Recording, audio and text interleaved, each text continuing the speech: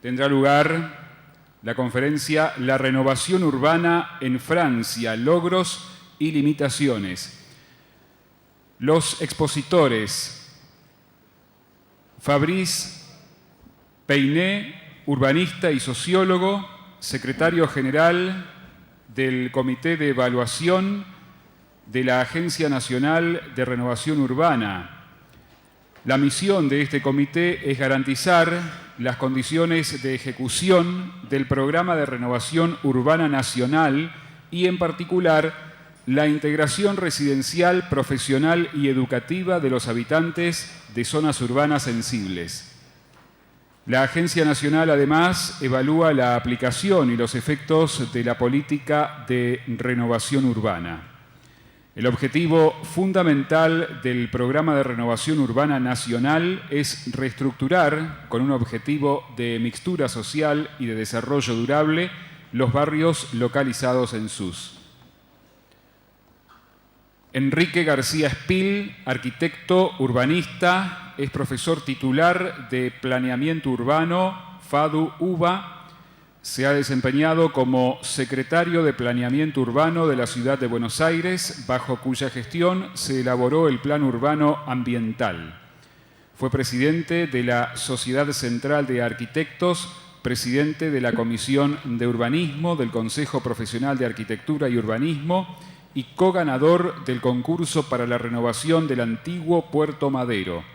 Ha escrito numerosos artículos y participado en conferencias en varias ciudades del mundo. Conferencia La renovación urbana en Francia, logros y limitaciones. Con ustedes, los expositores.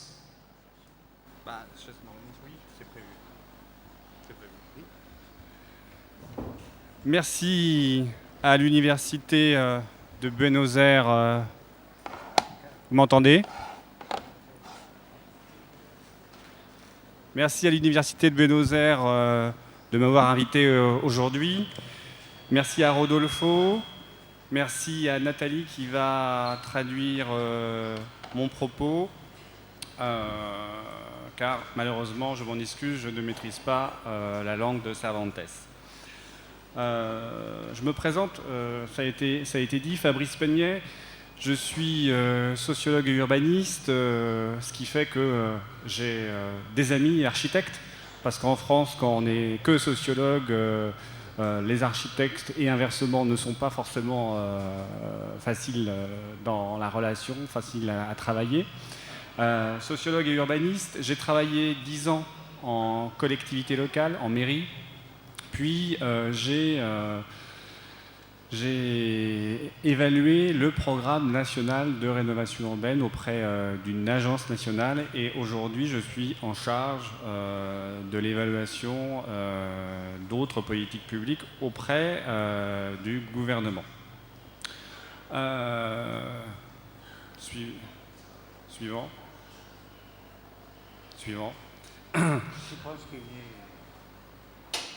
Voilà, ok. La traductrice est là, oui. La constitution des grands ensembles. Avant de parler de la rénovation urbaine telle qu'elle s'est déployée dans les années 2000, un petit retour pour vous parler du contexte français qui, j'ai pu voir hier, les logements sociaux de Buenos Aires sont sur un modèle un peu voisin. Dans les années 50, la France doit relever plusieurs défis, comme beaucoup de pays qui sortent de la Deuxième Guerre mondiale. Une grande croissance démographique, un exode rural les campagnes qui se vident au profit des villes, une immigration très forte liée à la décolonisation des pays d'Afrique, notamment l'Afrique du Nord et l'Afrique noire, et un parc de logements en nombre très insuffisant, inadapté aux ménages, vieillissant et avec de fortes poches d'insalubrité. Quand on voit aujourd'hui les villes françaises, on a du mal à s'imaginer quel était l'état du parc il y a maintenant à peu près 70 ans, très inadapté, très dégradé. On le voit dans les films des années 30 ou 40 du cinéma français, avec des conditions d'habitat quotidiennes assez précaires. Les leviers pour relever ces défis étaient de deux ordres. D'abord, une croissance économique très forte, premier taux et deuxième taux européen, puis une planification, la planification française, un système où l'État décidait en centrale, les collectivités locales en général n'avaient pas grand-chose à dire, décidait pour tous les objectifs, toutes les politiques publiques de la nation, assigner des objectifs quantitatifs et qualitatifs. Ça a été les deux leviers principaux. Suivant. Les grands ensembles français. Les grands ensembles français ont été définis par différents facteurs. Différents facteurs parce que quand on regarde, par exemple, quand on compare la France et l'Angleterre, on constate des choses très différentes. Par exemple, en Angleterre, le parc de logements sociaux est composé à moitié de logements individuels, de maisons, de pavillons. En France, 95% du parc est en habitat collectif. L'habitat individuel n'existe pas en logement social. Ce qui est à l'origine du logement social, je ne vais pas remonter au 19e siècle, mais dans l'après-guerre, c'est le plan Courant, du nom d'un ministre, le ministre de la Reconstruction et de l'Urbanisme, Pierre Courant, qui, dans son plan en 1951, 1951-1953, crée un ensemble de procédés juridiques, financiers, qui vont largement contribuer à la constitution des grands ensembles. D'abord, il va standardiser, il va créer des règles pour créer du logement. La taille des pièces, la hauteur sous plafond, la question des infrastructures, la question de l'électricité, la question des réseaux, et la question de l'assainissement.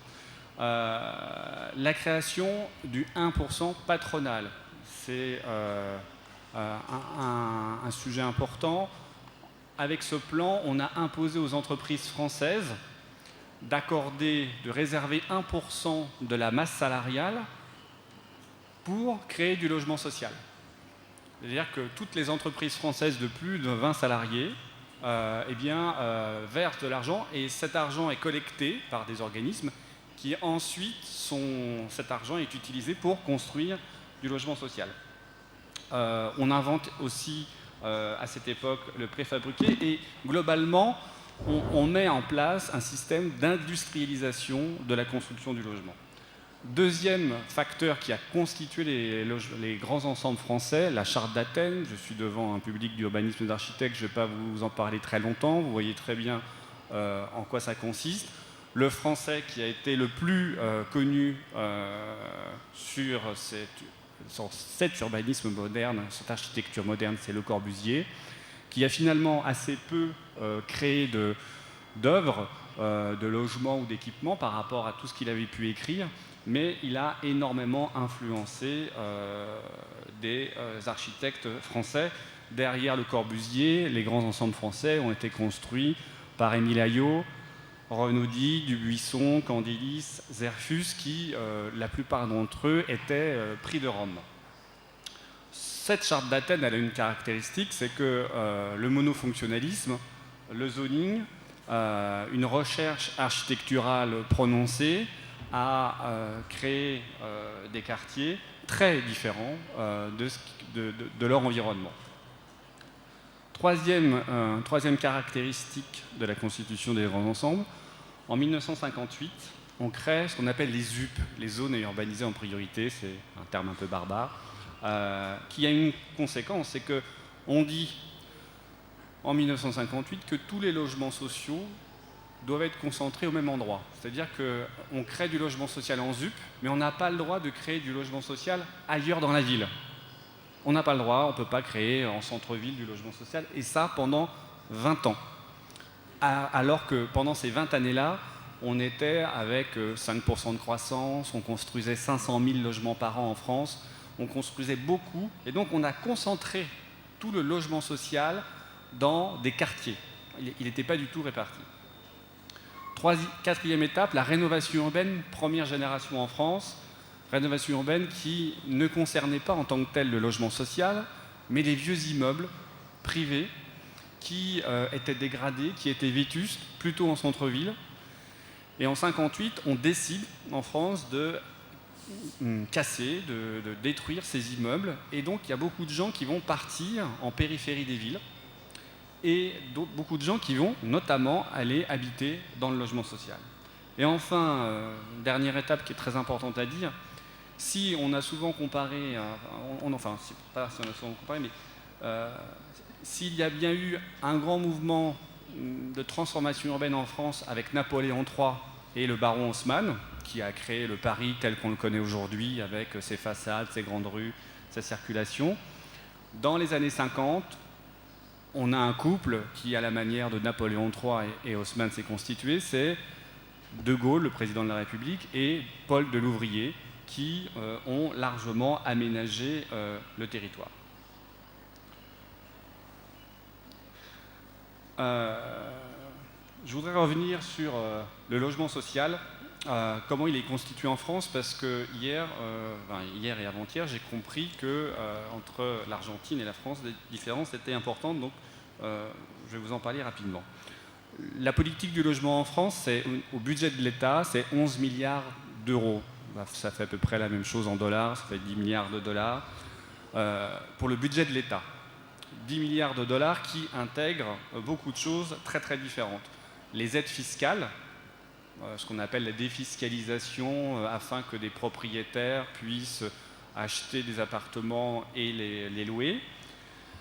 Des réductions de taux de TVA pour construire du logement social. Mais ça intègre aussi les aides à la personne, ce qu'on appelle l'APL, l'aide à la personne au logement, et l'aide à la pierre. L'aide à la pierre, c'est l'État qui subventionne surtout du logement social, qui aide les constructeurs de logements sociaux pour en construire.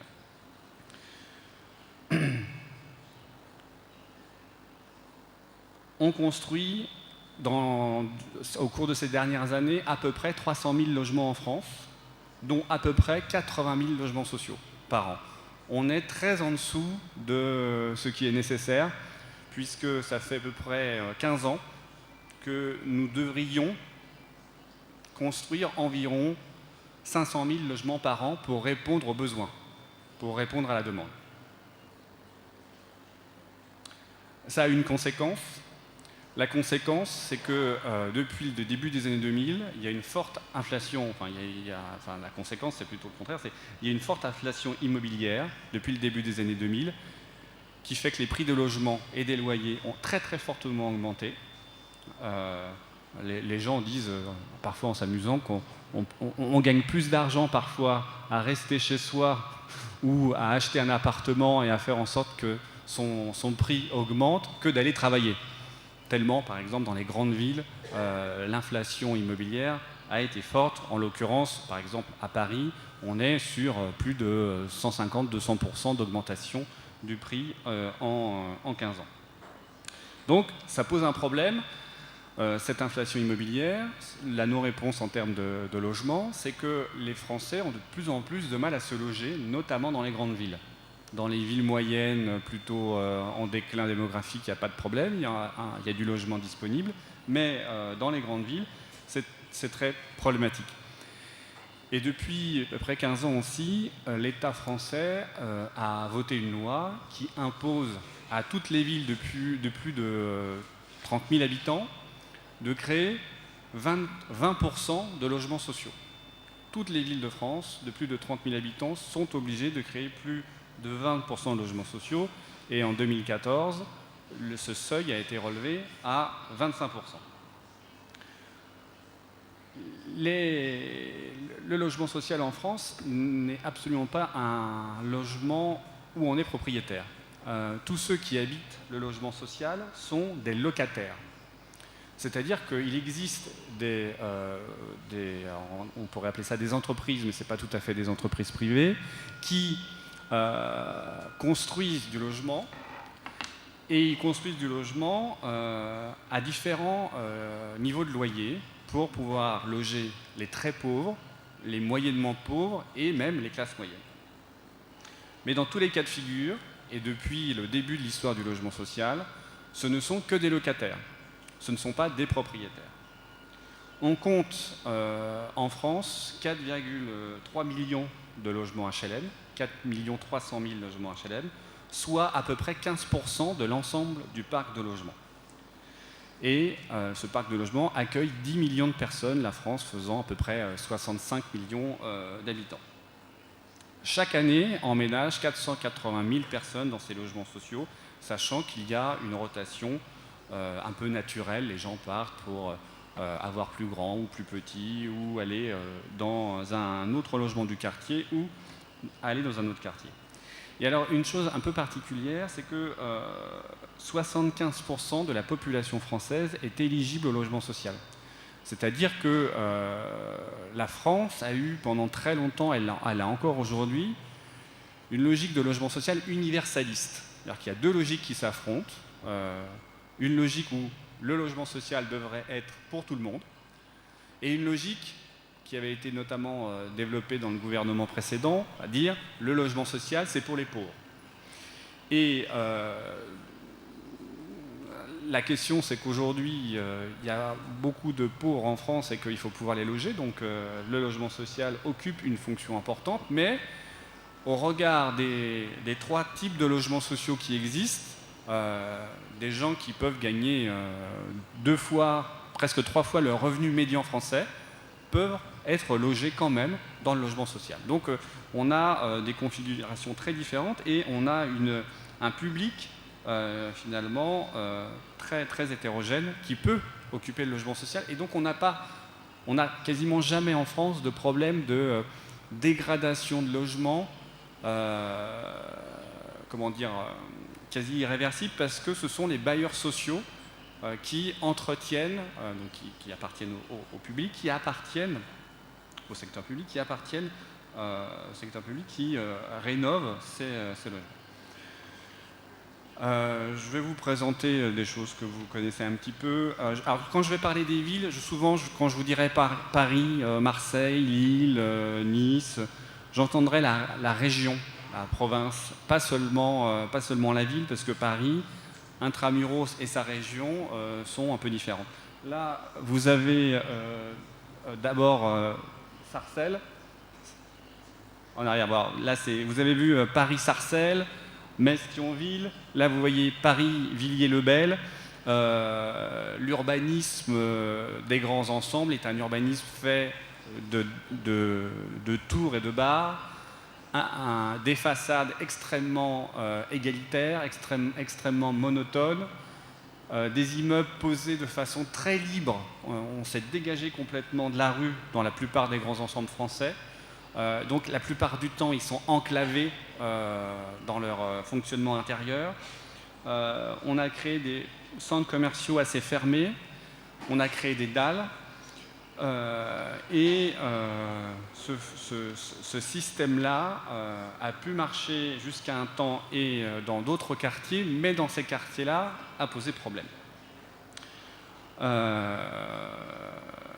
Car ces grands ensembles qui ont été constitués dans les années 50 et les années 60 ont été considérés comme un progrès social incontestable. Les gens qui partaient des logements anciens pour rentrer dans le logement social étaient vraiment mieux logés. Les pièces étaient plus grandes, plus ensoleillées, il y avait des salles d'eau, c'était beaucoup plus agréable. Et d'ailleurs, il suffit de regarder, je parlais du cinéma tout à l'heure, vous regardez un film, Mélodie en sous-sol, un film de 1962 avec Jean Gabin et Alain Delon. Et Jean Gabin, qui est en prison, revient, sort de prison, il sort de Fresnes, il reprend la gare du Nord et il va à Sarcelles, dont vous avez vu une planche. Et il retourne habiter dans son petit pavillon.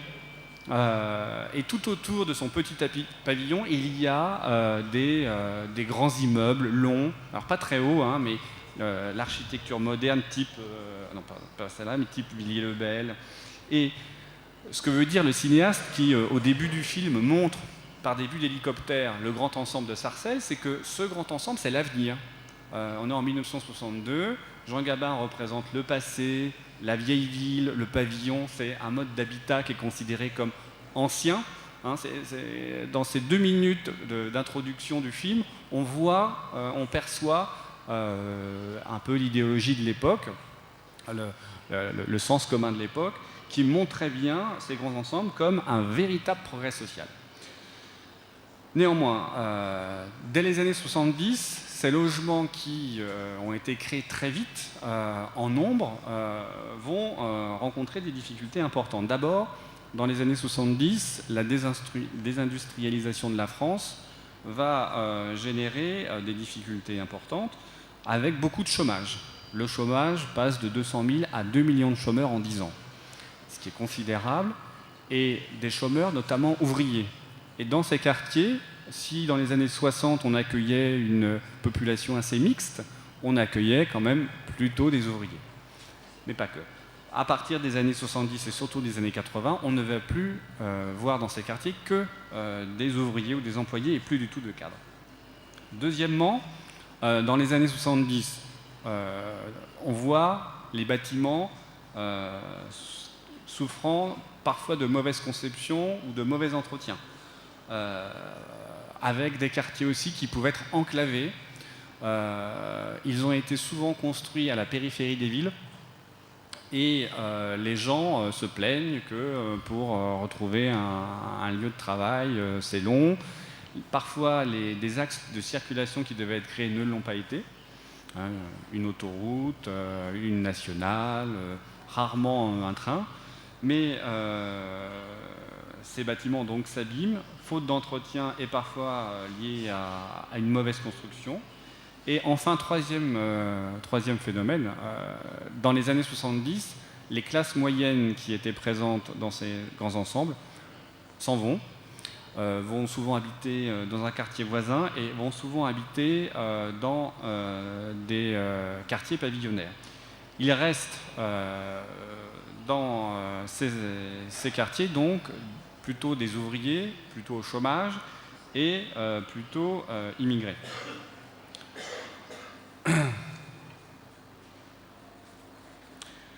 Dans les années 80 et jusqu'aux années 2000, ces quartiers de grands ensembles, qu'on compte par centaines en France, vont se ségréger et devenir, certains diront, des ghettos. Ils sont considérés comme le lieu de la concentration de la pauvreté, de la délinquance. Ils sont stigmatisés dans chaque ville. Et quand vous allez dans une ville, quand vous allez au centre-ville ou quand vous parlez avec des gens de la ville, ils vous disent « Ah ouais, c'est le quartier, souvent on dit c'est Chicago. Chicago a une très très bonne réputation au niveau international. Et donc on dit de ces quartiers que c'est un peu des quartiers pauvres et remuants et un peu voire parfois beaucoup insécures. De ces quartiers, on a pu voir au fil des années des émeutes.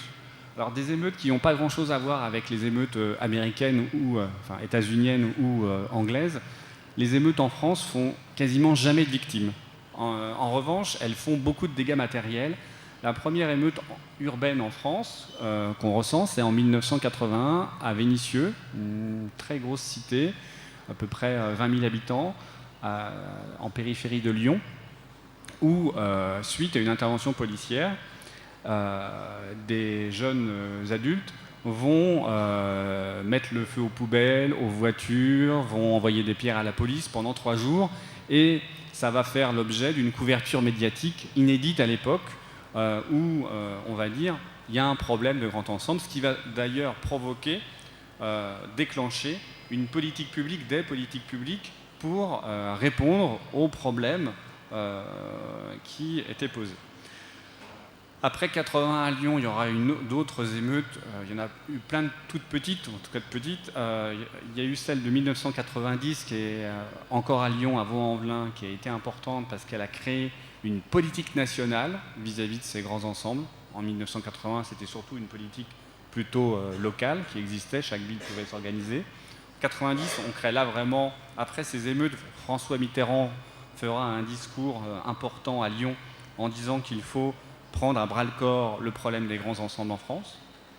Et la dernière émeute la plus célèbre, vous en avez peut-être entendu parler en Argentine, c'est en 2005, quand à Clichy-sous-Bois, Montfermeil, à côté de Paris, 2 jeunes adolescents ont couru alors qu'ils ont vu la police. Le procès a eu lieu il y a 2 mois, le jugement n'est pas rendu, donc 10 ans plus tard le procès a lieu. 2 adolescents qui voient la police, ils courent, sans explication. Donc la police les suit en disant s'ils courent, ça veut dire qu'ils ont quelque chose à se reprocher. Et ces trois adolescents d'ailleurs, vont aller se réfugier dans un abri d'électricité. Et 2 d'entre eux vont mourir dans l'abri électrique, ce qui va générer une très forte protestation des habitants des 2 villes. Et les habitants vont, tous les jeunes évidemment, vont crier à l'injustice, à la violence policière, et vont brûler des voitures, vont casser pendant 2-3 jours. Mais la nouveauté, et ça arrive qu'une seule fois en France, c'est que des dizaines d'autres villes vont faire la même chose. C'est-à-dire que, quelque part, en signe de solidarité, une grande partie des grands ensembles, moi je travaillais dans une ville avec un grand ensemble, on a pendant un mois été très très soucieux, toutes les nuits, de savoir qu'est-ce qui se passait, combien de voitures avaient brûlé, parce que c'était quotidien. En 2005, il n'y a pas eu de politique publique nouvelles qui ont été enclenchées, tout simplement parce que la rénovation urbaine avait été enclenchée avant, en 2003, et par contre, elle a été largement confortée par les émeutes. Là, il y a eu quand même, lors de ces émeutes, le Premier ministre a instauré le couvre-feu. Ce n'était pas arrivé depuis la guerre d'Algérie sur le territoire français. Donc, pour vous dire la gravité du phénomène. Et tout ça à partir, entre guillemets, d'un fait divers et d'une suractivité policière. Il faut le dire, les politiques qui ont eu lieu sur ces grands ensembles ont été un peu partout les mêmes en Europe. Quand vous faites des comparaisons entre l'Allemagne, l'Italie, l'Angleterre, les Pays-Bas, un peu moins l'Espagne, les recettes utilisées sont sensiblement les mêmes, mais là où il y a des différences, c'est qu'elles ne sont pas faites dans le même ordre ni avec la même intensité. C'est-à-dire que, par exemple, les Anglais ont commencé par les interventions économiques avec ce qu'ils ont appelé les zones franches, où on exonérait les entreprises pour faire en sorte que les gens aient plus d'emplois et que les entreprises reviennent dans les grands ensembles. En Allemagne, on a plutôt commencé par l'entrée urbaine. En France, on a commencé par l'entrée sociale. Dans les années 80, on a surtout mis en œuvre des politiques sociales en considérant que les gens avaient besoin d'éducation, que les gens avaient besoin de prévention de la délinquance. On a recruté des éducateurs, on a beaucoup commencé comme ça. Et ces politiques de la ville, c'est un peu un nom générique, il y a plein d'appellations différentes en Europe, elles se sont déployées donc avec des intensités différentes, je le disais. En France, on a mis un peu plus d'argent à un moment donné, après on en a mis un peu moins. Néanmoins, au début des années 2000, on considère que cette politique de la ville menée en France n'est pas concluante, que les quartiers sont toujours aussi ségrégés, que les actions sociales, économiques, urbaines n'ont pas vraiment beaucoup porté leurs fruits et que la situation n'a pas vraiment changé. D'ailleurs, c'est un constat qu'on peut faire un peu partout en Europe. Les politiques publiques menées vers ces quartiers ne sont nulle part complètement convaincantes. Par contre, dans certains endroits, elles peuvent sembler un peu plus positives que d'autres. Je pense notamment à l'expérience des Pays-Bas. L'autre critique qui était faite à ces politiques, c'était qu'elles étaient un peu compliquées, un peu illisibles, que les moyens engagés n'étaient pas suffisants. Et que, pourquoi on disait ça, c'est que ces grands ensembles, quand vous vous y rendiez, ils avaient tous une caractéristique, c'est qu'ils étaient très abîmés. Je vais vous donner un peu, je vais vous parler de la première fois que je suis allé dans le grand ensemble qui a fait l'objet de la plus grande opération de rénovation urbaine en France, à Clichy-sous-Montfermeil justement. La première fois que j'y vais, c'est un quartier très enclavé, qui est proche de Paris, mais on met à peu près 1h45, 1h30, 1h45 du centre de Paris pour y accéder, ce qui est très long. Première fois que j'y vais donc en bus, on s'arrête à la station où je devais descendre et le bus a été attaqué. Enfin, il y a eu une explosion, on nous a dit de nous allonger, il a fallu attendre une trentaine de secondes allongés sur le sol du bus pour savoir ce qui s'était passé. Le chauffeur, croyant qu'on avait été l'objet de tirs par balle. Et en fait non, quand le chauffeur est remonté dans le bus, c'était le pneu qui avait explosé, donc il nous dit « Ah, faut que vous descendiez », tout le monde descend et le bus suivant était une demi-heure plus tard, ce qui est beaucoup pour la région parisienne. Et là, on voyait une dizaine de garçons qui nous regardaient avec un petit sourire. On n'était pas sûr que ce soit eux qui avaient fait ça, mais en tout cas, un pneu de bus n'explose pas tout seul. Hein, c'est très, très, très, très, très rare. Et là, je me suis promené, je suis allé à mon rendez-vous, et le quartier était extrêmement dégradé. J'ai pas malheureusement de photos à vous montrer, mais les immeubles de ce quartier étaient à moitié des logements sociaux, à moitié des copropriétés. Mais on ne voyait pas la différence, ils étaient tous très très abîmés. D'ailleurs, on avait une formule pour parler de ce quartier, enfin, souvent quand on voyait ces quartiers-là, c'est de dire c'est Beyrouth ici. Beyrouth au sens de c'est la guerre, c'est le Liban qui avait été très largement médiatisé dans les années 80 en France. Et ce quartier, donc les immeubles étaient très abîmés. Pour vous dire, l'immeuble que j'avais longé pour arriver à mon rendez-vous, il était assez long, il faisait pas très long, mais 150-200 mètres, pas très haut. Mais alors, il y avait eu des débuts de feu à plusieurs endroits. Il y avait des barreaux à toutes les fenêtres et surtout, les fenêtres du rez-de-chaussée du premier étage, et surtout, sur toute la longueur de l'immeuble, il y avait du barbelé. Ça, c'était assez frappant, c'est assez exceptionnel, hein, c'est pas arrivé beaucoup en France, mais il y avait du barbelé sur tout le long pour justement éviter les vols et les infractions. Et le quartier, les espaces publics étaient dévastés. Il y avait beaucoup de carcasses de voitures brûlées. Et on voyait, au-delà des carcasses de voitures brûlées, on voyait qu'il y avait eu des endroits où il y avait eu des gros feux et les immeubles très abîmés. Sur les immeubles, il n'y avait plus de numéros de rue, les numéros avaient disparu, des cages d'escalier, les boîtes aux lettres avaient toutes été brûlées, donc les gens se faisaient apporter directement par le facteur déposait au rez-de-chaussée de chaque cage d'escalier le courrier. La situation était très tendue, on était en 1999, c'était un quartier très dégradé, il n'y en avait pas plus d'une dizaine comme ça, mais c'est assez emblématique de pouvoir comparer ensuite avec d'autres quartiers. Alors, pourquoi ces quartiers se sont dégradés à ce point-là ? C'est un peu une question fondamentale. Pourquoi ces quartiers se sont dégradés à ce point-là ?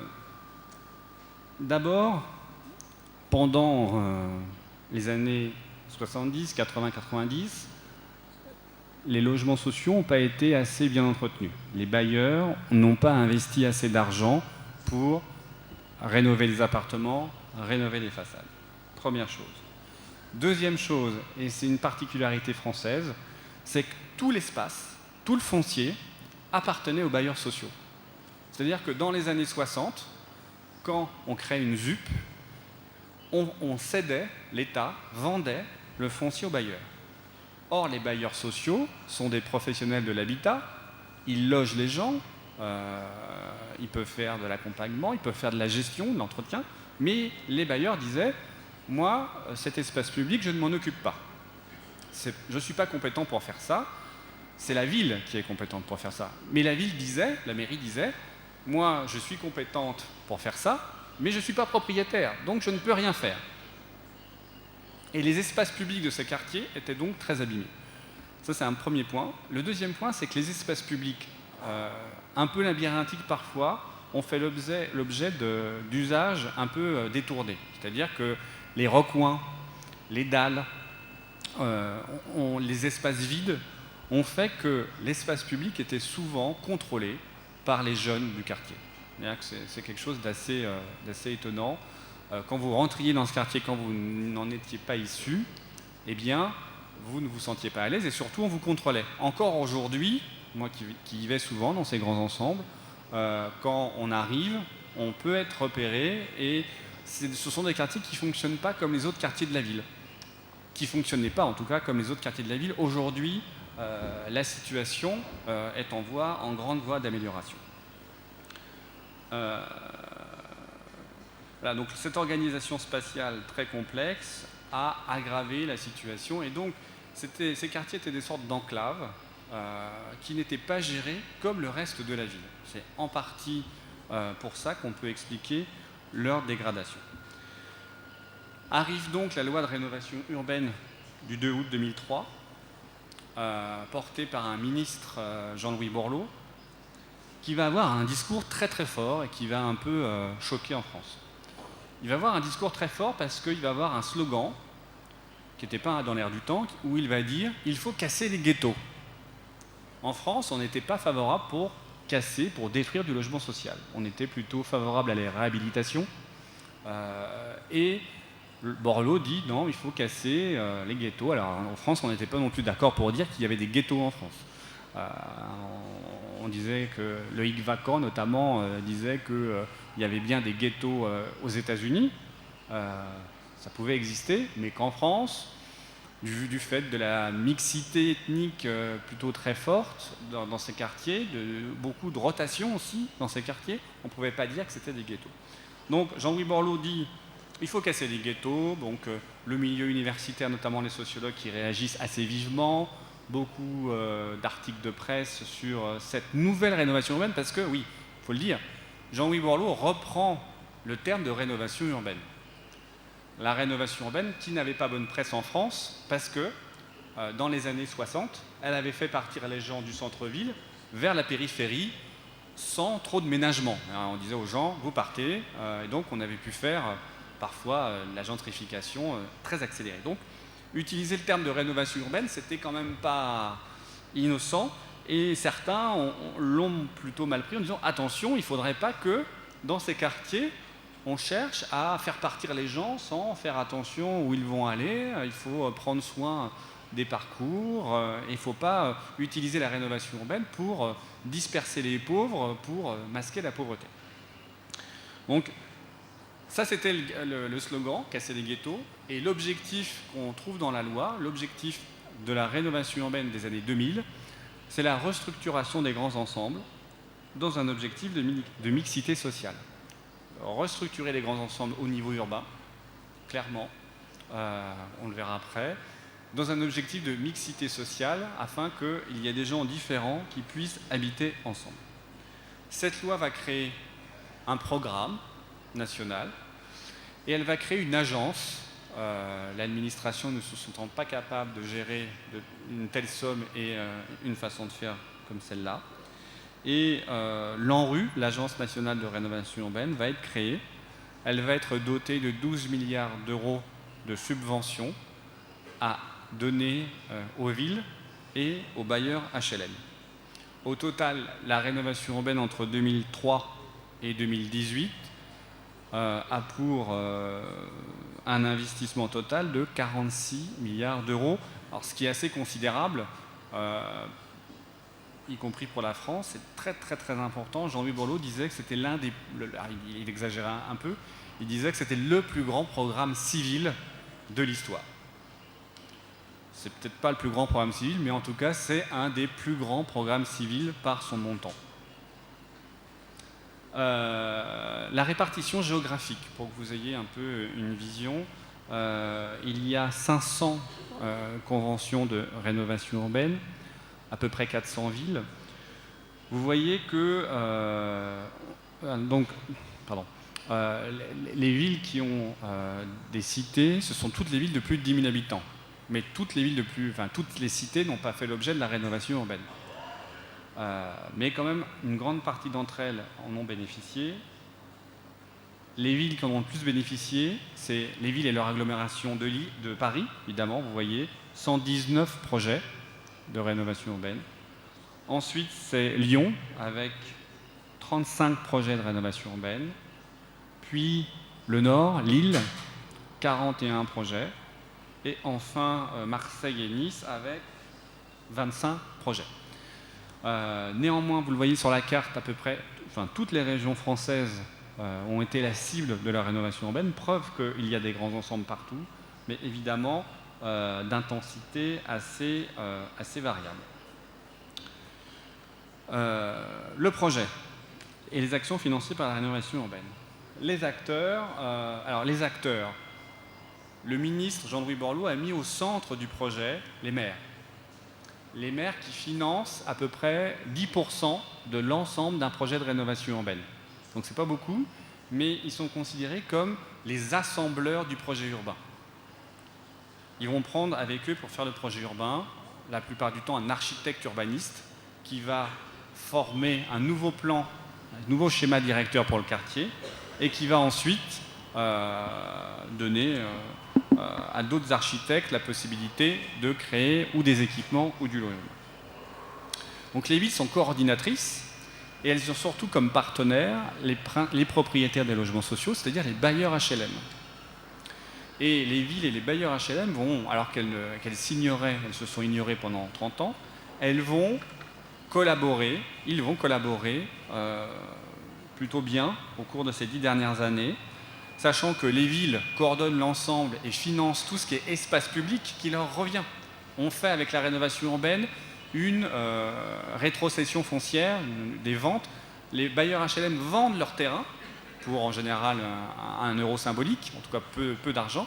Les villes récupèrent tous les terrains et vont les entretenir, vont les concevoir et les entretenir. Donc il va y avoir un gros travail, un très très grand travail des paysagistes sur l'espace public. On va créer des voies, par exemple, en rénovation urbaine. On va créer beaucoup de rues parce que la charte d'Athènes s'était exonérée de la rue. On va chercher à retrouver la rue dans cette rénovation urbaine. Donc la ville finance les espaces publics et des équipements qui étaient souvent vieillots, parfois vétustes, des gymnases, des écoles, des théâtres, des maisons de quartier. Et les bailleurs HLM financent les actions sur l'habitat. Une chose, dans le pays de René Descartes et d'Émile Durkheim, on aime beaucoup les règles et les règlements. Et un projet urbain est organisé de façon très planifiée en France. Chaque ville vote un plan local d'urbanisme. C'est une sorte de planification locale qui dépend aussi de lois qui sont pour tout le territoire national. Ce PLU, il édicte les règles, il donne les règles où on peut dire qu'on monte de temps de mètres pour construire, la profondeur des parcelles, l'organisation spatiale. Dans ce PLU aussi, on dit qu'il doit y avoir tant de pourcentage de logements sociaux dans les programmes immobiliers. C'est l'outil de planification, c'est un document juridique opposable. C'est-à-dire que quand un propriétaire déroge au PLU, il y a une action en justice, notamment ce sont souvent les petits propriétaires qui font des choses illégales, et la justice intervient pour faire respecter le plan local d'urbanisme. Et c'est dans cet urbanisme réglementaire que va se déployer la rénovation urbaine avec des opérations d'aménagement assez ambitieuses. Le projet et les actions financées. Donc vous voyez là, les projets de rénovation urbaine sont des projets globaux où on fait de la démolition de logements sociaux, de la reconstruction, on fait un changement d'usage d'espace public par exemple, on requalifie des îlots, on réhabilite évidemment, alors on résidentialise, ça c'est un terme barbare, même en français, c'est un terme barbare, ça veut dire que on va créer des séparations entre l'espace public et l'espace privé. En général, les grands ensembles étaient complètement ouverts, ce qui avait pu provoquer tout à la fois des problèmes d'usage, mais surtout les gens, comme un peu dans les autres quartiers de la ville, demandaient à ce qu'il y ait une séparation entre l'espace privé, en général le logement, et l'espace public. C'est ce qu'on appelle par résidentialisation, qui peut prendre une forme un peu triviale par la clôture. Mais c'est plus compliqué qu'une clôture. Ensuite, amélioration de la qualité de service pour des petites opérations. L'aménagement, c'est tout ce qui a trait aux routes, enfin aux rues qui sont créées. Les équipements, dont on a parlé, les espaces commerciaux, l'habitat privé, l'ingénierie. Vous voyez en matière d'habitat le bilan de la rénovation urbaine, programmé, presque réalisé aujourd'hui. On a construit 140 000 HLM neufs dans ces quartiers et en dehors de ces quartiers, en tout cas dans le cadre de la rénovation urbaine. On en a démoli 146 000, donc il y a un petit déficit. On a réhabilité 320 000 logements sociaux et on en a résidentialisé 356 000. Ce volet habitat représente la majorité du programme de rénovation urbaine, évidemment. Les principes, maintenant, de la rénovation urbaine. Ils sont écrits à peu près nulle part dans les textes officiels de la rénovation urbaine. Néanmoins, on les comprend et ils sont au nombre de 3. Désenclavement des quartiers, dédensification du logement HLM et diversification de l'habitat. Globalement, quand on voit les quartiers avant et quand on voit les quartiers aujourd'hui, on voit que les architectes, qui ne sont pas forcément tous jeunes, au contraire, mais les architectes français sont même plutôt âgés, Roland Castro, Michel Cantal-Dupart, Yves Dion, Robert Reichen, Jamel Clouche, c'est le plus jeune, on ne peut pas dire qu'ils soient promoteurs du concept, mais on fait un urbanisme plutôt modeste. Des petits îlots, des immeubles alignés à la rue, des immeubles en général ne dépassant, même dans les grandes villes, 6 ou 7 étages. On a ce qu'on appelle repris, ce qui n'est pas vraiment une école, le new urbanisme, qui est plutôt une façon de faire de l'urbanisme de façon modeste, on peut le dire comme ça, dans ces programmes de rénovation urbaine. On a cherché à les désenclaver, à faire disparaître le côté parfois labyrinthique. Si vous avez déjà vu un plan masse d'Émile Aïot avec ses serpentins, ses escargots, quand on est au milieu de certains de ces quartiers, on est un peu perdu.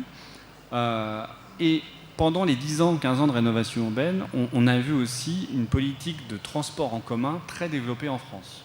Les régions, notamment les provinces, ont beaucoup développé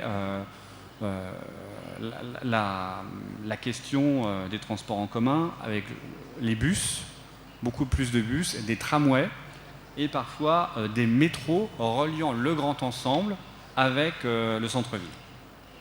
La deuxième chose, c'est la dédensification du logement HLM. On a cherché en France à faire en sorte que là où il y avait 100% de logements sociaux, il n'en y ait plus que, enfin il y en ait moins. Hein, ça pouvait être 80. Là, c'est les maires qui décidaient. Les maires avec les bailleurs qui voyaient combien ils voulaient démolir de logements sociaux, sachant qu'il y avait une règle rigide à l'ANRU. Si un maire démolissait un logement social, il fallait qu'il en reconstruise un.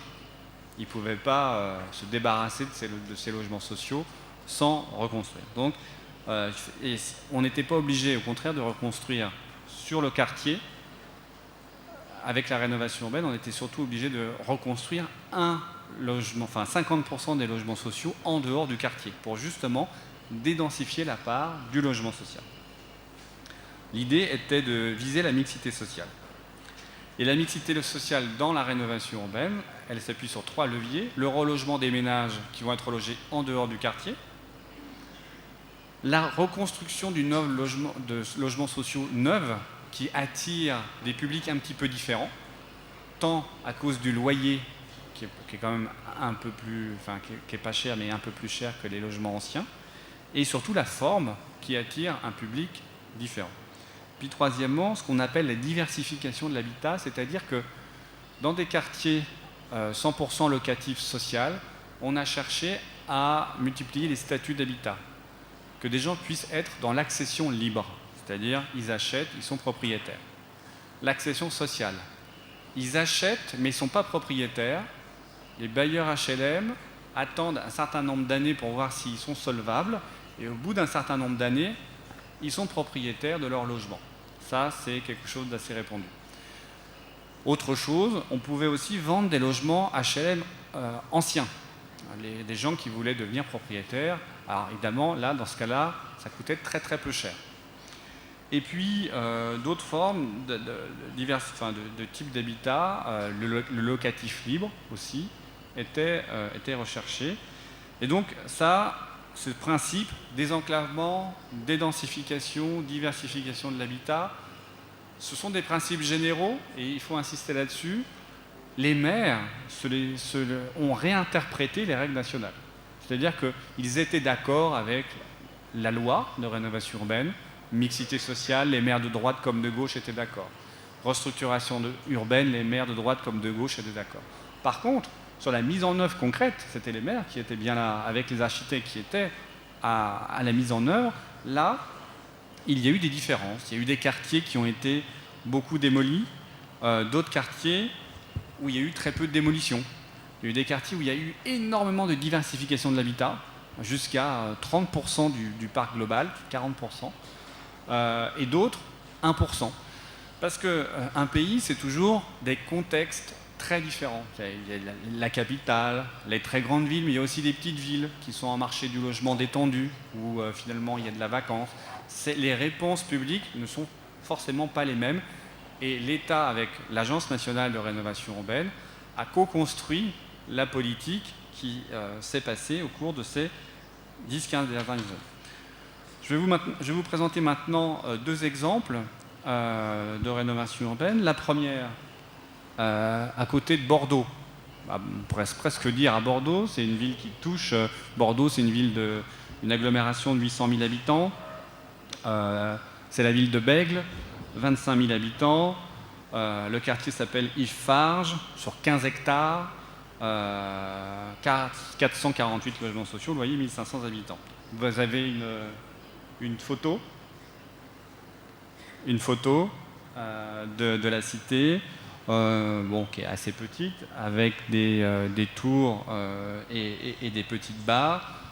C'est Michel Cantal-Dupin, architecte urbaniste, qui a fait le plan Masse. Vous voyez le plan d'origine. Vous voyez assez clairement, notamment les barres qui forment des U au nord et au sud. Et le quartier était enclavé avec un site militaire et des entrepôts. Il était coincé de l'axe principal qu'on voit nord-sud et est-ouest, et il était il était isolé. Les éléments clés du projet, c'est d'abord le désenclavement. Michel Cantal-Dupin, architecte urbaniste depuis un certain nombre d'années, disait il faut créer des flux, il faut créer de la rue, et donc il y a eu ce que vous voyez, le principal passage, c'est un tramway a traversé le quartier et a relié Yves-Farges à l'ensemble, au centre de Bordeaux, grande ville française. On a reconstitué le plan Masse par la démolition des logements sociaux. Vous le voyez notamment au nord du quartier, à travers des petits îlots, en général de 4-5 étages maximum, c'est pas haut. Sur le nord comme sur le sud, sur le sud, vous voyez une sorte de grande, on voit une place, et le tramway débouche par là. Voilà, c'est un exemple. Un autre exemple que je n'ai pas avec moi, à Paris. Un autre exemple à Paris, au sud de Paris, Vitry-sur-Seine, quartier Balzac. Ça, c'est l'arrivée finale du quartier. On va voir la planche suivante. Voilà, un petit quartier, à peu près 5 hectares, fait de bars et de tours. Avec surtout un U central, à l'intérieur du U, une barre d'environ 15 étages. Un quartier qui avait très mauvaise réputation. Il y a eu un assassinat assez terrible il y a maintenant une quinzaine d'années qui a fait beaucoup parler la presse. Vitry et le quartier Balzac étaient très stigmatisés. Il y avait beaucoup de trafic de drogue. Évidemment, je ne suis pas en train de dire qu'il y a un lien automatique entre la forme urbaine et les pratiques. Parce que la question des tours et des bars, je le dis toujours, il y a plein de tours à New York et à Monaco, ce n'est pas les tours qui génèrent des problèmes. Mais ça peut être une forme d'urbanisme en lien avec certains comportements qui provoquent des problèmes. Donc, les bars qu'on voit, et notamment les tours-bars qu'on voit, étaient très problématiques, étaient plutôt de mauvaise qualité, et la mairie de Vitry-sur-Seine a décidé de les démolir. Et vous allez voir, voilà, ça c'est la même perspective, avec le U du milieu qui est quasiment resté intact, mais la barre du centre a été démolie pour laisser place à un petit square. plutôt aujourd'hui bien réussi. Tout a été livré, là c'est une image, mais tout a été livré. Toute la partie ouest est conforme à l'image que vous voyez. La partie sud n'est pas tout à fait conforme, elle est en cours de livraison aujourd'hui. Les élus locaux sont plutôt très contents de ce qui a été fait. Les gens, les habitants sont aussi très contents. Voilà, c'est un des exemples de rénovation urbaine, alors assez représentatif parce que c'est un petit quartier. Je ne l'ai pas dit assez tout à l'heure, mais il y a des quartiers très très très vastes qui sont en rénovation urbaine. Je pense au Neuhof à Strasbourg, 300 hectares, à peu près 25 000 habitants, c'est immense. Au Havre, dans le nord de la France, un quartier Cocrieville, aussi de 25 000 habitants. C'est évidemment moins spectaculaire que ce type de plan. Là, c'est un plan avec, sur une surface très petite et dont on voit les effets évidemment de façon beaucoup plus spectaculaire. Est-ce qu'on peut faire un bilan provisoire de la rénovation urbaine ? Elle est en voie d'achèvement. D'abord, il faudrait dire un préalable. Le préalable, c'est que on s'est intéressé aux grands ensembles au début des années 2000 pour des raisons évidentes, parce qu'il y avait des problèmes, parce que ces quartiers étaient stigmatisés, parce que ces quartiers étaient dégradés, mais aussi parce que sur 50 ans, la ville s'était étendue. Les villes se sont étendues. Et si dans les années 50, ces grands ensembles étaient vraiment en périphérie des villes, avec l'extension presque naturelle des villes, eh bien, ces grands ensembles se sont retrouvés dans la ville. Et donc, il y avait un enjeu d'autant plus fort pour les rénover, pour les faire revenir dans la ville, que de toute façon, de facto, ils étaient dedans.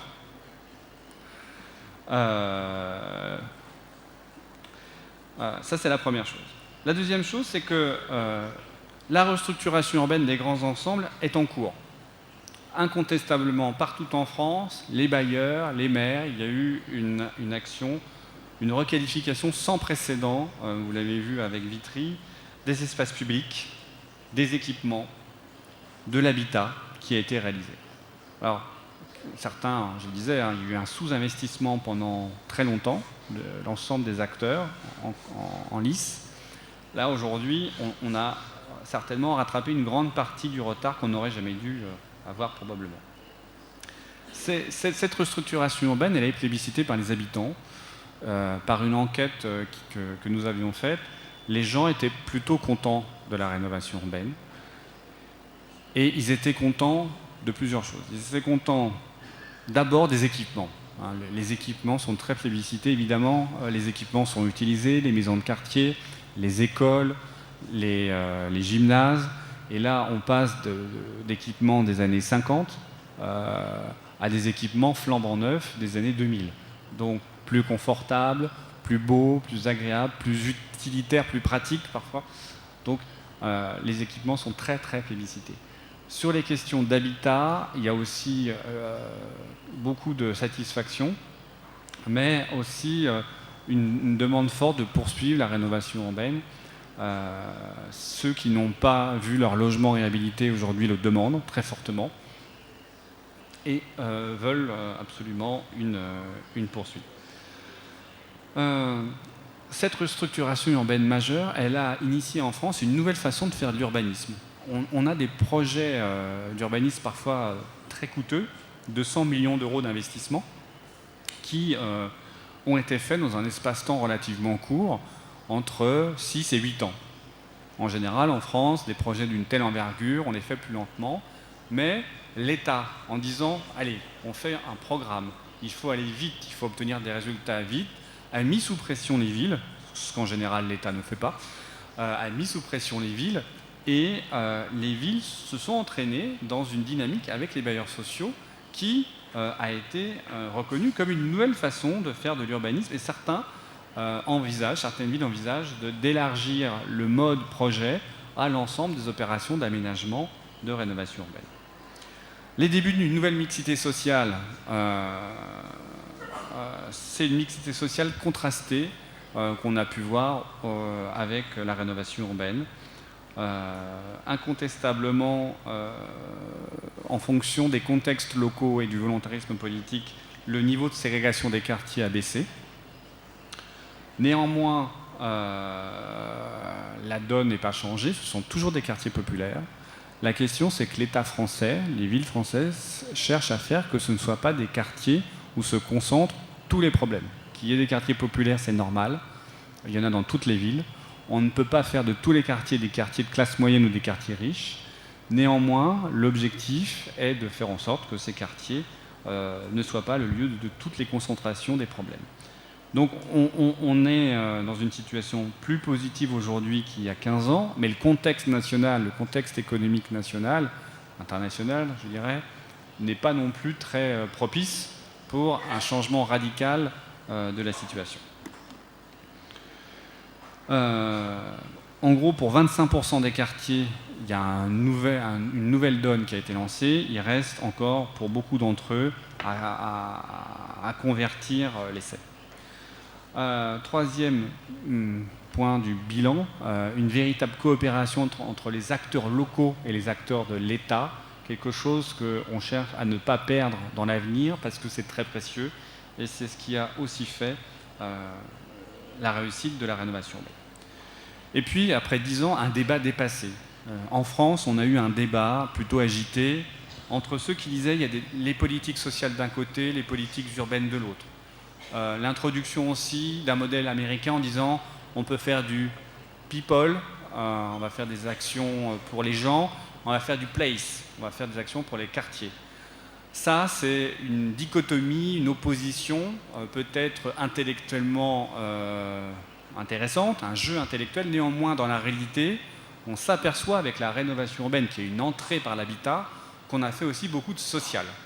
Incontestablement, les conditions de vie des gens ont été changées. Alors, ce n'est pas la révolution, bien sûr, mais avant, dans un grand ensemble, banal, j'ai envie de dire, vous rentriez chez vous le soir, quand vous travaillez, et vous voyiez des espaces publics abîmés. Vous rentriez dans votre immeuble, il y avait des types qui squattaient. Ils n'étaient pas forcément méchants, mais parfois ils pouvaient être désagréables.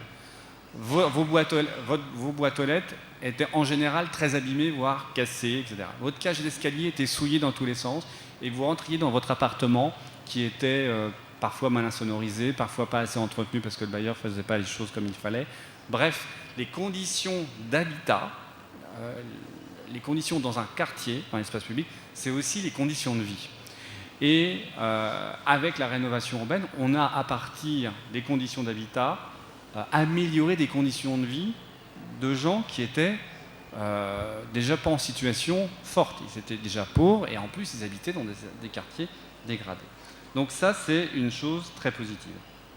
Et puis, dernièrement, et je vais bientôt conclure, après presque 12 ans d'intervention, la première étape de rénovation urbaine arrive à son terme et l'État français a décidé avec les villes de partir dans une deuxième étape qui va se prolonger jusqu'en 2024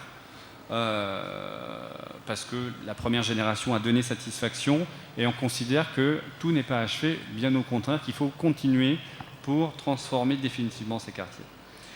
Le mode d'intervention qui a été réalisé pendant 10 ans, désenclavement, dédensification, diversification est prolongé, mais avec une meilleure prise en compte des usages. Chose très forte, la gestion a été considérée au cours de la rénovation urbaine comme très importante. Elle est considérée aujourd'hui comme fondamentale pour la pérennisation, la réalisation définitive de ces quartiers. En termes de chiffres, la deuxième étape de la rénovation urbaine, ce sera 200 quartiers plus 200 quartiers, 400, 5 milliards d'euros d'investissement de l'État sur 10 ans, et au total, à peu près 20 milliards d'euros investis. Pour conclure, alors que la France a connu une aggravation de la crise économique en 2008, elle n'a pas abandonné ses quartiers. Elle a continué d'intervenir, elle ne s'est pas retirée financièrement. On aurait pu penser qu'avec la crise, les problèmes budgétaires, en 2009, en 2010, en 2011, il y aurait pu y avoir des réductions de crédit. Il n'y a pas eu de réduction de crédit. ce qui est d'autant plus positif que les ménages qui habitent là sont souvent les ménages les plus pauvres de la ville. Au contraire, la France a poursuivi ses engagements dans une unanimité gauche-droite où la rénovation urbaine n'est pas remise en cause, afin de lutter contre la ségrégation et favoriser la cohésion sociale. Chose qui a été d'autant plus renforcée après les assassinats de Charlie Hebdo en janvier, qui a replacé la question des grands ensembles sur la scène médiatique, parce que les assassins du journal, vous savez, des journalistes d'un journal satirique ont été assassinés parce qu'ils avaient blasphémé le prophète des musulmans. Et les 3 assassins étaient issus de ces quartiers. Et on n'a pas fait de raccourci rapide du fait que ces quartiers produisent forcément un islamisme radical. Néanmoins, cet événement a remis au centre médiatique ces quartiers qui ont fait l'objet de déclarations il y a maintenant un mois du Premier ministre afin de favoriser à nouveau, mais alors avec des politiques de droit commun, la mixité sociale et la cohésion sociale, dont on verra la réalisation à travers des mesures qui seront rendues concrètes dans les mois qui viennent. Merci.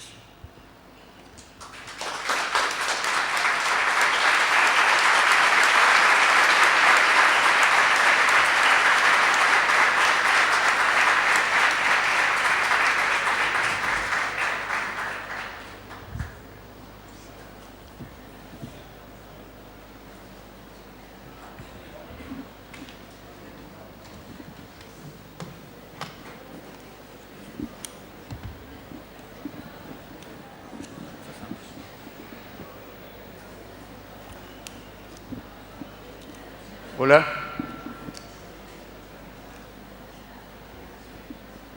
Bueno, buenas tardes a todos.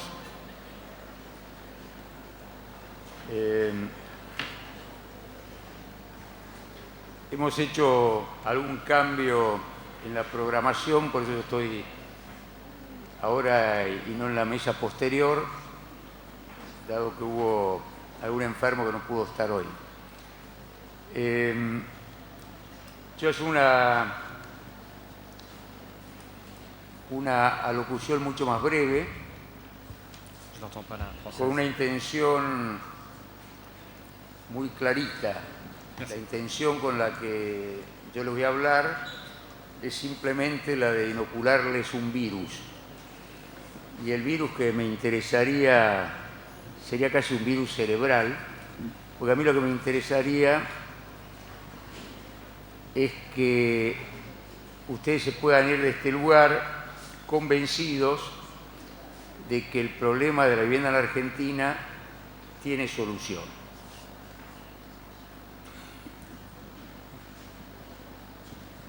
Voy a empezar contando algo que me pasó hace ya unos cuantos años. Yo tuve una reunión con un arquitecto catalán, que no era Jordi Borja, porque Jordi tiene 2 ventajas. La primera, que es catalán, y la segunda, que no es arquitecto. Y me estaba mostrando fotos, y de golpe aparece una foto antigua, de fines del 50 probablemente, en blanco y negro, una ciudad llena, pero rellena, de vivienda en situación pésima. Esto que era como la foto de una villa miseria nuestra, pero a la enésima potencia, o de una chabola, como la llaman allá. Entonces digo, ¿pero dónde es esta foto? No, esto es en Barcelona, en tal lugar. Digo, en Barcelona, esta cantidad enorme de vivienda precaria, ¿cómo hicieron para terminar con esto? Y ahí vi que mi colega catalán me miraba con la misma cara que yo puedo mirar a un alumno que está dando un pésimo examen. Y me dice que cómo hicimos para terminar el problema de la falta de vivienda construyendo viviendas. Claro, era tan elemental la respuesta que no admitía mucha más discusión. Entonces me agrega, esta foto es de tal año, dice, en ese momento gobernaba España Francisco Franco, un dictador de derecha. Cuando él murió, vino el siguiente gobierno que fue encabezado por Adolfo Suárez, un político de centro. Dice, y Franco construía viviendas, mucha vivienda, y Suárez construía vivienda, mucha vivienda. Y después de Suárez vino Felipe González, un político de centroizquierda que construía mucha vivienda, y a él lo sucedió José Aznar, un político de centroderecha, que también siguió construyendo mucha vivienda. Dice, para nosotros los españoles, construir vivienda es una política de Estado. Por supuesto, dice, como tenemos opiniones distintas, diversas, siempre tenemos polémica, discusión, debate, de que si la vivienda tiene que hacerse más alta, más baja, más grande, más chica, más acá, más allá, en un barrio, en otro barrio. Pero nadie discute la cuestión de fondo, que es la necesidad de construir viviendas para resolver los problemas y para alojar a la inmigración que llega todos los años a España. Yo no pude solamente, no puedo ahora dejar de comparar esto con la situación argentina. Hace algo más de 60 años que se hace el déficit o que se lleva sistemáticamente el déficit de vivienda en Argentina, por lo menos desde la creación de la Secretaría de Vivienda, y en ese momento el déficit de vivienda en Argentina era 3 millones de viviendas. Han pasado por lo menos 60 años y el déficit es igual o inclusive un poco mayor. Sería muy fácil y muy cómodo para todos decir, bueno, la culpa es de algún gobierno. Pero la verdad que esto no es ni la culpa de los militares, que sería muy cómodo, sí, los militares hicieron tal mal todo, que también acá tampoco es culpa ni de los kirchneristas, ni de los menemistas, ni de los peronistas, ni de los radicales, ni de los liberales, ni los antiliberales, ni de los unos ni de los otros, sino que 60 años sumados, y más también, 60 además registrado este déficit, sin haber podido resolverlo y haber mantenido ese déficit durante tantos años, solo puede entenderse como un fracaso social. Es la sociedad argentina en su conjunto la que en tantos años no ha podido encontrar el mecanismo para resolver este problema. Y uno tiene que preguntarse, ¿no pudo o realmente la sociedad argentina no tiene interés, no le parece importante, no considera grave que haya tanta gente que carece de vivienda?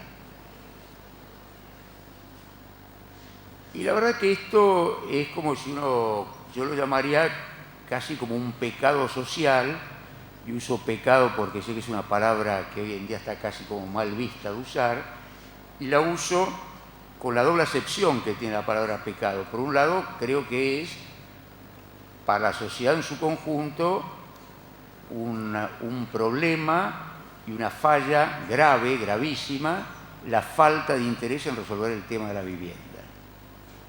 Y creo también que la otra acepción de la palabra pecado, como errar al blanco, o lo que los argentinos diríamos mear fuera del tarro, también en ese sentido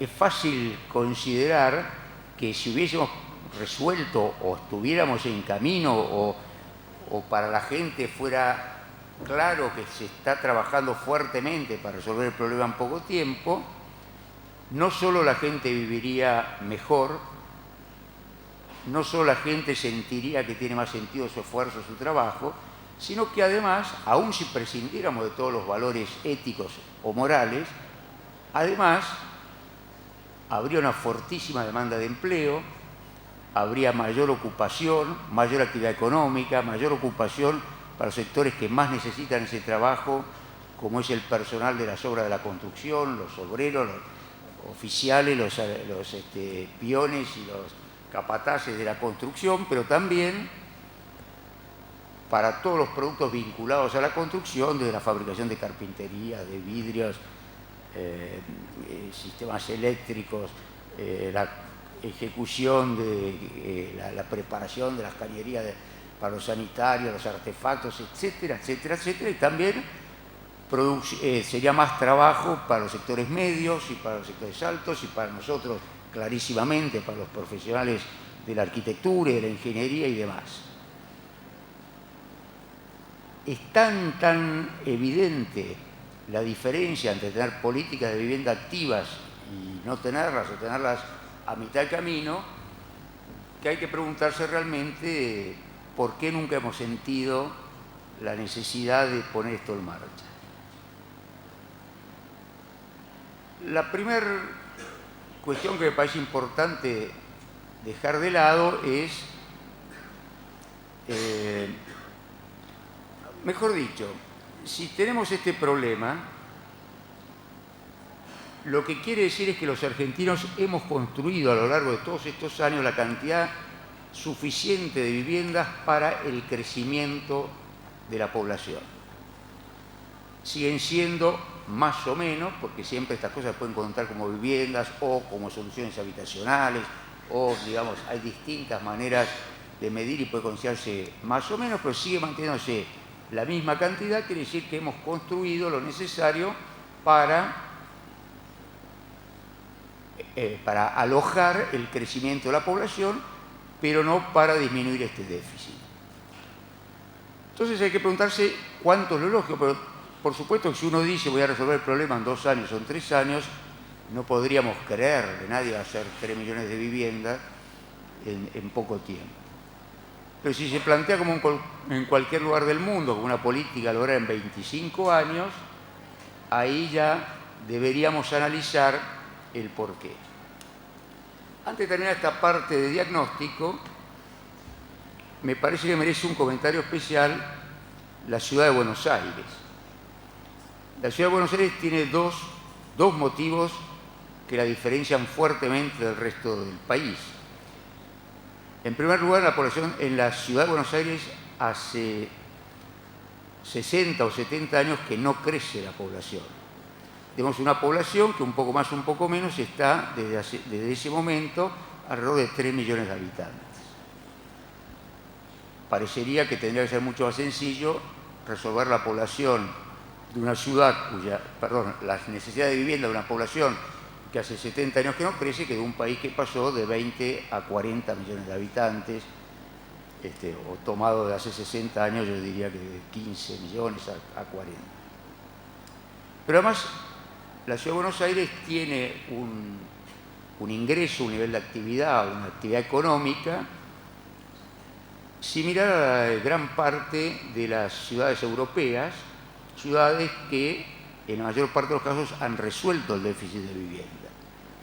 Entonces, mucho más grave que el resto del país, o por lo menos mucho más llamativo en el análisis, es una ciudad que, teniendo mucha más riqueza y no teniendo el crecimiento de población que tiene en otros lugares del país, o como tiene el Gran Buenos Aires, tampoco ha podido resolver el problema de la vivienda. No solo no ha podido, sino que en los últimos 10 años ha aumentado la población en las villas de emergencia un 50%. La ciudad más rica, con población que no crece, incrementa la población en villas de emergencia en 10 años un 50%. ¿Qué hay que hacer?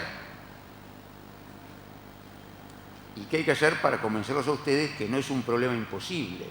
No es un problema imposible, primero, porque lo que hay que hacer es edificar viviendas, y para edificar viviendas hace falta materiales que existen en el país, es decir, no hay que importar, no hay que traer cosas desde afuera, no hace falta recurrir a los siempre escasos recursos en divisas que producirían pérdidas en los sistemas contables entre el país y el exterior, sino que se resuelve con la producción y la puesta al marcha de lo que tenemos en el país, y tampoco faltaría mano de obra. En realidad lo que tenemos es mucha mano de obra desocupada que estaría muy feliz de ponerse en marcha. Seguramente hay que pensarlo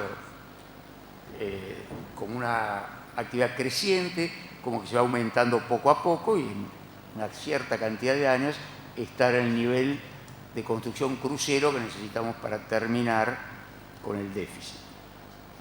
Ahora, si estamos hablando de resolver 30 millones de viviendas en 25 años, 3 millones de viviendas en 25 años, estamos hablando de construir 1.200.000 viviendas por año. Perdón, 120.000 viviendas por año.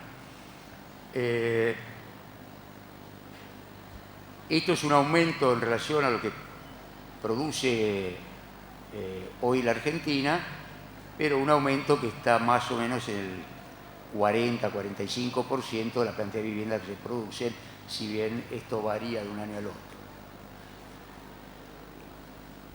¿Qué es lo que deberíamos hacer?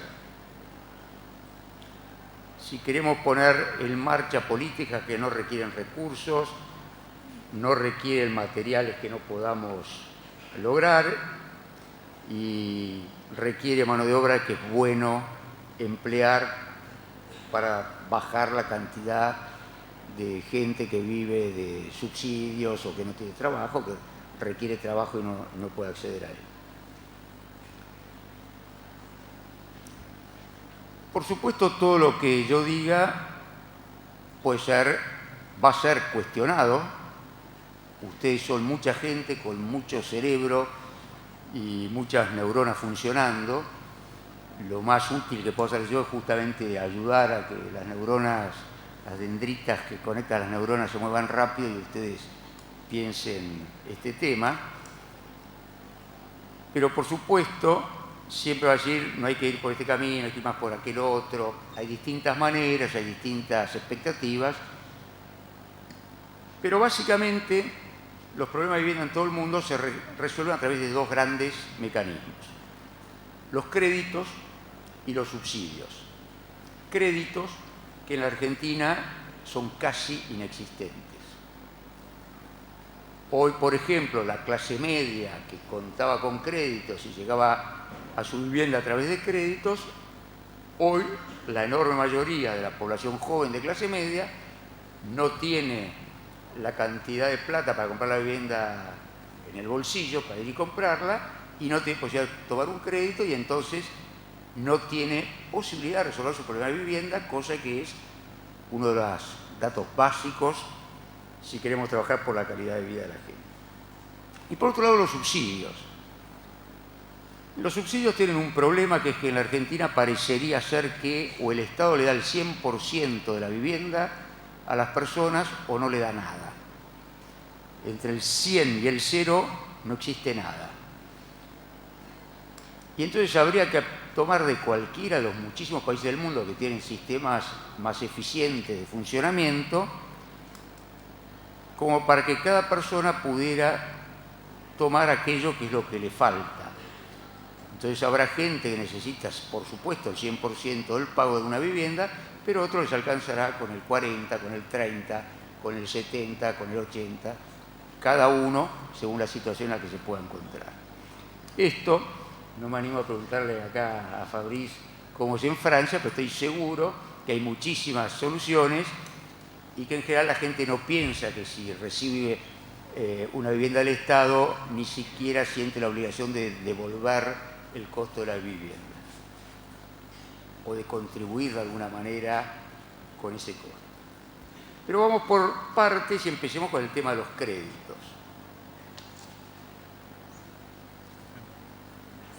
En el tema de los créditos en realidad no hace falta decir mucho, pues ya está todo dicho. Hay planes preparados,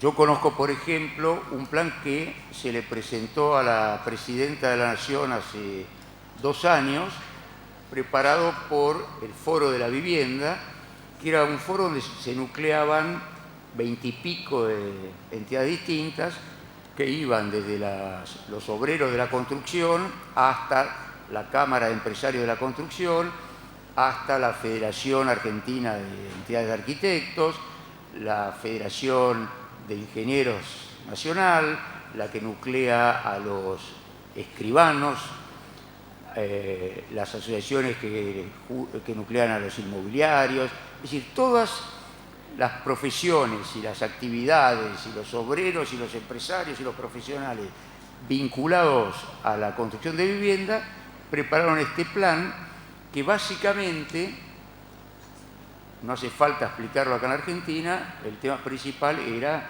ver cómo neutralizaba el problema de la inflación. El problema básico en Argentina es que si uno toma un crédito, como está prohibida la indexación, la actualización, eso vuelve imposible los créditos, eso vuelven carísimos, hay que tener, finalmente uno para poder pagar el crédito tiene que demostrar que gana más de lo que necesita para comprarse la casa. Entonces, el plan presentado por el Foro de la Vivienda, y que ha sido además, antes de su presentación, ha sido visto por los profesionales, por los empresarios, inclusive por los banqueros, cada uno de sus aportes, cómo podría ser, pero básicamente era dar un crédito actualizado con la variación del coeficiente salarial, es decir, a medida que aumenta el sueldo, aumenta la cuota, y con un coeficiente, con un seguro de desempleo. Con lo cual se pierde el miedo de toda persona de tomar un crédito que no sabe si lo va a poder pagar, etcétera, etcétera, etcétera.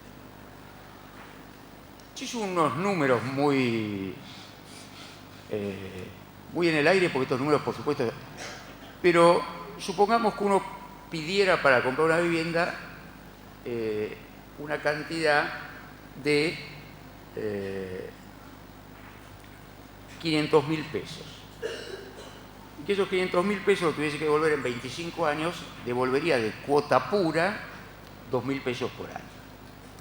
Si a eso le agrega, porque dejamos fuera el tema de la indexación, y le agrega el interés puro que el banco quiere cobrar, con el interés que tiene cualquier crédito del 3%, 4%, 5% como mucho, que son los créditos para la compra de bienes en cualquier lugar del mundo, esto daría que los 20.000 pesos por año que debería estar devolviendo se le transformarían en 30, 35.000 pesos según la tasa que lo tomaron.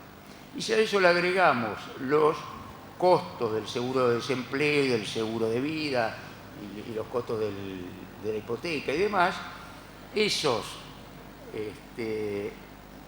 35.000 pesos pasarían a ser 35.000 o 40.000 o 45.000 pesos.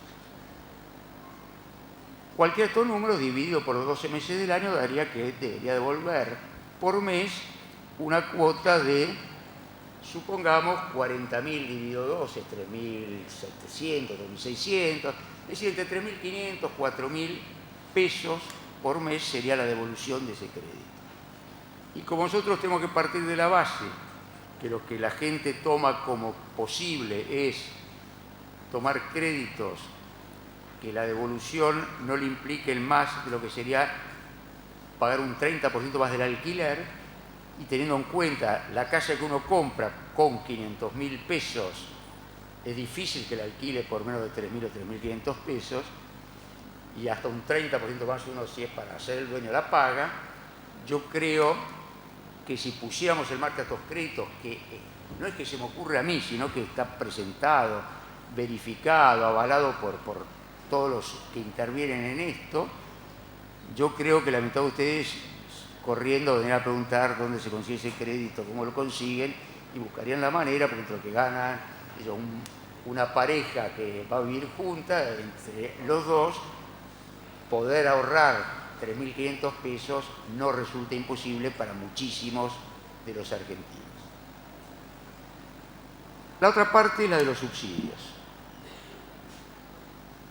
Y la parte de los subsidios, vuelvo a insistir con lo mismo. Si nosotros ponemos un sistema sensato, inteligente, en el cual veamos cuánto es lo que necesita cada argentino para completar lo necesario para llegar a una vivienda, para pagar los créditos de la vivienda o para devolverle el crédito a los organismos de vivienda que los construyan, no necesitaríamos poner el 100% del costo de la vivienda, sino que, según quien sea el que acceda a la vivienda, estaríamos poniendo, por supuesto que en muchísimos casos, el 100%, porque no hay manera de pedirle a quien está desempleado, y esto es vivienda para todos, sino para algunos, o para quien gana apenas lo necesario para comer, pero sí hay mucha gente que ni siquiera podemos decir que sea de clase media, alta, baja, o sino básicamente cuánto le ingrese, cuánto de eso es lo que hay que sumarle.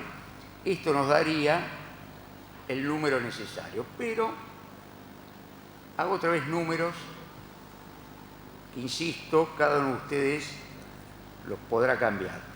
Decíamos que hay que construir 3 millones de viviendas, pero gran parte de eso podría resolverse a través de los créditos que recién hablaba. ¿Cuánto? Estos números hay que hacerlos y se verá. Supongamos que no más del 20% se pudiera resolver así. Habría que construir entonces 2.400.000 viviendas. Pero para construir estas 2.400.000 viviendas estaríamos usando un sistema de subsidios que baja el costo. Entonces, 2.400.000 viviendas, si nosotros hacemos un plan a 30 años, son 80.000 viviendas por año. Si estas 80.000 viviendas, suponemos que algunas se pagan completas, otras se paga el 20, el 30, el 60, o el 80 o el 100, supongamos que entre todo lo que se pudiera o se recaudase con estos sistemas, que yo por lo menos entiendo son mucho más lógicos y más justos, más equitativos para el conjunto de la población, pero supongamos que eso alivianara la carga presupuestaria, no mucho, pero en lugar de ser el equivalente a, yo ya me olvidé de cuánto era el número que estábamos, en 80.000 viviendas, que eso bajaron que sea el 20%, digo nada más que el 20%. Tendríamos que hacer 60 y pico mil viviendas. Pongámosle a eso el precio que querramos ponerle y hagamos la división de eso por el presupuesto nacional, porque eso se debería pagar con... Pero hagan ustedes la cuenta, y esa cuenta de las 60 y pico mil viviendas supongamos que construyéramos por 400.000 mangos, que parece como muy caro. Estoy haciendo todos números siempre hacia arriba, como para que nadie me diga, no, bueno, ¿cómo vas a hacer casa de 400.000? Parecerían números lógicos. Alguno podrá hacer rápido esa cuenta, pero da probablemente entre 25 y 30 mil millones de pesos, pero el presupuesto nacional es de 1.250.000 millones de pesos. Si estamos hablando que lo que haría falta es invertir nunca el 2% del total del presupuesto, entre el 1,5% y el 2% del presupuesto. Por supuesto no puede decir, no vamos a hacer 30 años, hagámoslo en 25, entonces será en 2,5 o el 3, o hagámoslo en 20, o hagámoslo en 35 y en ese caso bajaría.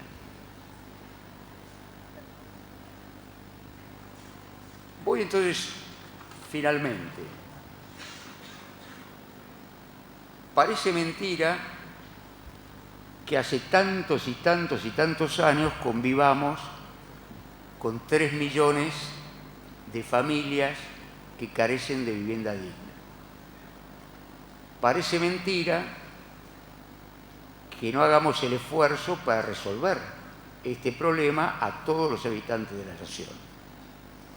Sobre todo, si tenemos en cuenta que poniendo en marcha estas cosas, descargando del presupuesto todo lo que podamos resolver por créditos, descargando del presupuesto toda aquella parte que no es necesaria el subsidio porque la puede asumir el que va a construir su vivienda y volcando el resto para construir en 25 o en 30 años la cantidad de viviendas, lo que le estaremos pidiendo al presupuesto o a algún nuevo sistema, como fue en su momento el Fondo Nacional de la Vivienda, para aportar esto, no llega al 2% del presupuesto nacional. Termino con esto. Dentro de un año va a haber un nuevo Jicamba, creo yo. Yo creo que en ese nuevo Jicamba pueden pasar dos cosas. Una, que lo dediquemos a discutir la parte que yo no entro ahora, que es más difícil, más ardua, quizás más interesante, que la discusión de si realmente hay interés en la sociedad argentina de resolver el problema de vivienda. Si los argentinos consideramos que todo el mundo tiene que tener su vivienda, porque en realidad hay gente que no ha hecho el mérito necesario, que hay gente que no hay por qué darle vivienda, que hay gente que no podemos estar muy seguros que en realidad lo necesite. Si hay gente o cualquiera de estas cosas que seguramente todos los que hemos participado de una y otra manera en el tema nos cruzamos permanentemente, aún cuando empieza a salir el tema de fondo. Estoy muy tentado, pero es muy larga la historia, así que no voy a contar lo que me ha pasado en alguna discusión. Pero a lo mejor dentro de un año tenemos que ponernos a discutir hasta el fondo el por qué los argentinos no queremos resolver el problema de la vivienda. Y si no, la otra posibilidad es que vengamos acá a festejar y a celebrar que el gobierno argentino ha puesto en marcha una cantidad de políticas, de créditos, de subsidios y de acciones que ponen la certeza de que en 25 años todos los argentinos vamos a tener una casa. Yo, por supuesto, aspiro a que podamos celebrar de esa manera dentro de un año y no con lamentaciones. Bueno, dejo acá y sobre todo por si hay preguntas para Fabrice de todo lo que dijo antes. Muchas gracias.